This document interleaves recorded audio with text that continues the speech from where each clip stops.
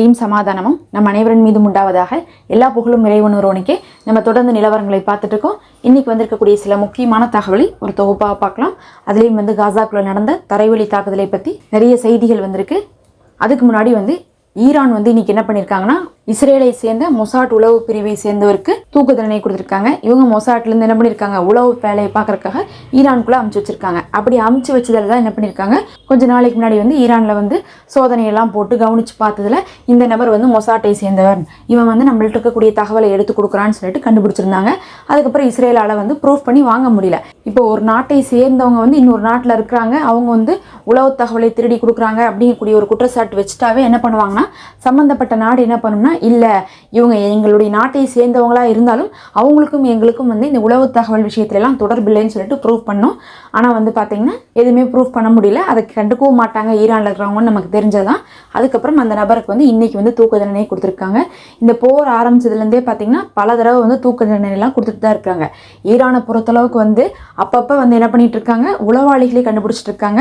நமக்கே தெரியும், லெபனான் விஷயத்தில் அத்தனை இழப்புகளுக்கும் காரணமே அந்த உளவாளிகள் தான். ஃபஸ்ட்டு பேஜர் அட்டாக் பண்ணாங்க. அதுக்கப்புறம் பார்த்தீங்கன்னா நஸ்ருல்லா இருக்கக்கூடிய இடம்னு சொல்லி தொடர்ச்சியாக அட்டாக் பண்ணாங்க. அதுலேயும் நஸ்ருல்லா இருக்கக்கூடிய இடம் அப்படிங்கிறது எங்களுக்கு உளவாளிகள் தான் சொன்னாங்கங்கிறத தான் இஸ்ரேல் என்ன பண்ணுறாங்க, அடித்து சொல்லிட்டு இருக்காங்க.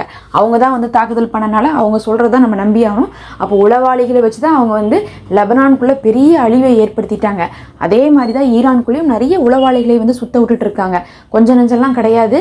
அதுவும் ஒரு தகவல் கேளுங்க. ஒரு சில வருடங்களுக்கு முன்னாடி சுலைமானி அவர்கள் இருக்கும்போது, அதாவது போன தடவை ட்ரம்ப் ஆட்சி செஞ்சார்ல, ஜோ பைடனுக்கு முன்னாடி, அந்த சமயத்தில் பார்த்தீங்கன்னா ஈரானில் நிறைய என்ன பண்ணுறாங்க, சோதனையெல்லாம் போட்டு கண்டுபிடிக்கலாம் உளவாளிகளை. ஏன்னா தொடர்ச்சியாக நம்மளுடைய சயின்டிஸ்ட் எல்லாம் கொண்டுட்டு இருக்காங்க.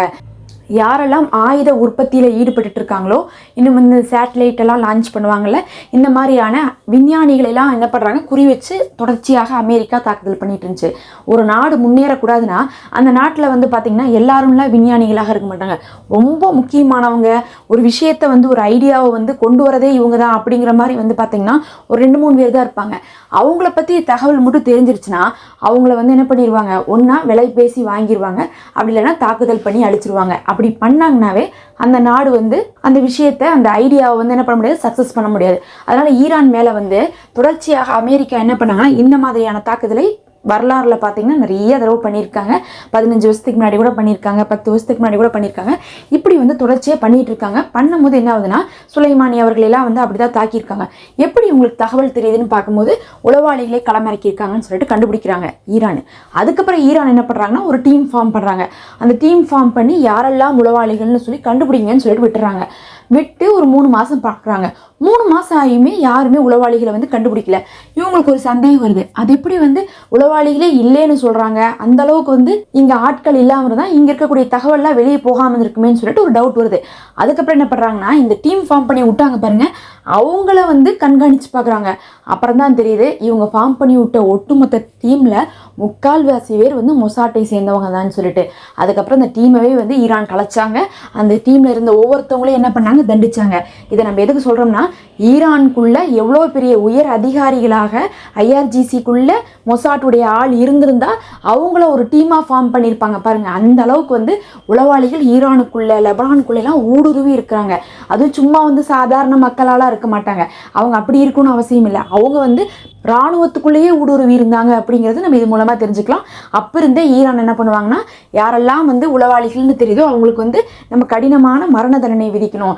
அப்போ தான் என்ன பண்ண மாட்டாங்கன்னா, இந்த உளவாளிகள்லாம் உள்ளே வரமாட்டாங்க.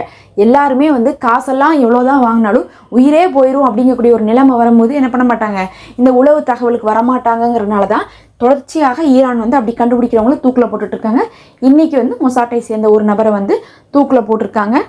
அந்த தகவலை இன்னைக்கு ஈரானே வெளியிட்டிருக்காங்க. ஒரு பக்கம் ஈரானுடைய செய்தி இப்படி இருந்தால், இன்னொரு பக்கம் இஸ்ரேல் காசாக்குள்ளே போனாங்களே தரைவழிக்கு, என்ன நடந்துச்சுன்னு கேட்டால், இன்றைக்கி சுஜாயியா பகுதியில் என்ன பண்ணியிருக்காங்க, உள்ளக்குள்ளே ஊடுருவும் போதே என்ன பண்ணியிருக்காங்கன்னா, ஒரு படையவே குறி வச்சு தாக்குதல் பண்ணியிருக்காங்க. 4 மெர்கவாக்கள் அழிக்கப்பட்டதாக சொல்கிறாங்க. அது இல்லாமல் எத்தனை பேர் அதுக்குள்ளே இறந்துருக்காங்க அப்படிங்கக்கூடிய எண்ணிக்கையே தெரியல அப்படிங்கிறதே காசா தரப்பில் அறிவிக்கிறாங்க. ஏன்னா தொடர்ச்சியாக இவங்க புகைகளை போட்டு தூக்கிட்டு போகிறனால யார் இருக்கிறா, எத்தனை பேர் வராங்கங்கக்கூடிய தகவல் கூட ஒழுங்காக வராமல் இருக்குது.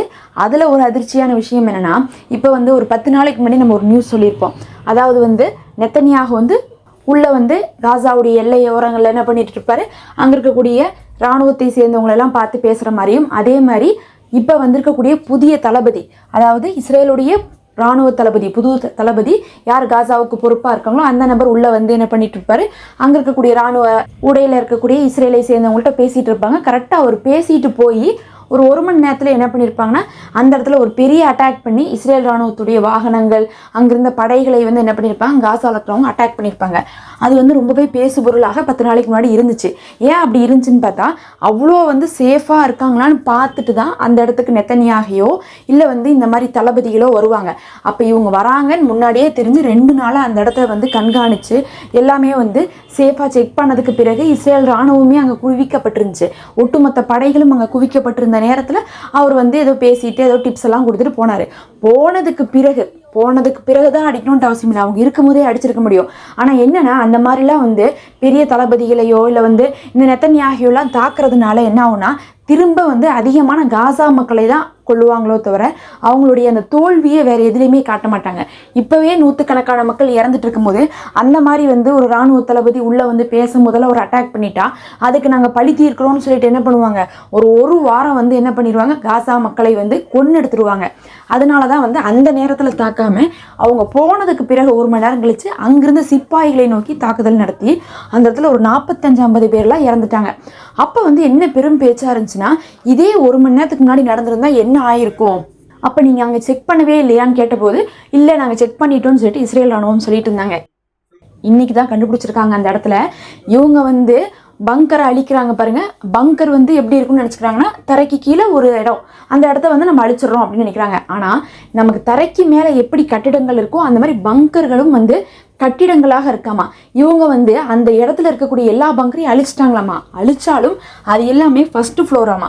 அதுக்கு கீழே 2வது மாடி 3வது மாடின்னு சொல்லிட்டு அதே பங்கர்கள் இருந்திருக்குது. அது இவங்களுக்கு தெரியல. நம்ம பங்கரை அழிச்சிட்டோம்னு நினச்சிட்டு என்ன பண்ணிட்டாங்க, அந்த இடம் வந்து சேஃபஸ்ட் பிளேஸ்ன்னு சொல்லிட்டு அறிவிச்சிட்டாங்க. இன்னைக்கு தான் முதல் தடவையாக கண்டுபிடிச்சிருக்காங்க. பங்கர்கள் எல்லாமே எப்படி இருக்குது, மாடி மாதிரி இருக்கு.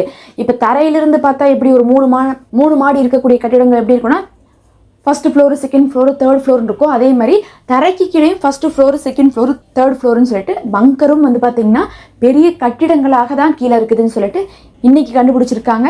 இன்னைக்கு இதை இவங்க கண்டுபிடிக்கும் போது தான் தெரியுது, இப்படி வந்து பார்த்தீங்கன்னா பிரம்மாண்டமாக தான் இவங்களுடைய பங்கர்கள்லாம் இருக்குன்னு. இதுவரையும் வந்து பங்கர்னா இப்படி இருக்கும் அப்படி இருக்கும்னு சொல்லிட்டு இருந்தாங்க. நாம் நினச்சதெல்லாம் அகலமாக இருக்கும், அங்கே ஒரு பெரிய ட்ரக்கு கூட போகும் அப்படிங்கிறது மட்டும்தான் தகவல் வந்துட்டு இருந்துச்சு. ஆனால் இன்னைக்கு தான் தெரிஞ்சு அது மாடி மாடியாக இருக்குதுங்கிறது. இத்தனை வருஷம் கழிச்சு இன்னைக்கு தான் வந்து இஸ்ரேலே இந்த விஷயத்தை கண்டுபிடிச்சிருக்காங்கன்னா இவ்வளோதான் இவங்களுக்கு காசாவை பற்றி உளவு தகவல் தெரியும்னு அர்த்தம். இதுவே இப்போ தான் கண்டுபிடிக்கிறாங்கன்னா இவங்க வந்து பார்த்தா காசாவை மொத்தமாக அழிக்கிறது, ஆட்சி எல்லாத்தையும் பிடிக்கிறதுங்கிறதெல்லாம் சாத்தியமே இல்லை. இன்னைக்கு பலரும் வந்து இது கூட உங்களுக்கு தெரியாதான்னு சொல்லிட்டு கேள்வி எழுப்பி கொண்டு இருக்கிறாங்க. பொறுத்திருந்து பார்ப்போம். இதெல்லாம் தான் முக்கியமான செய்திகள். நம்ம அடுத்த ஒரு காணொலியில் சந்திப்போம்.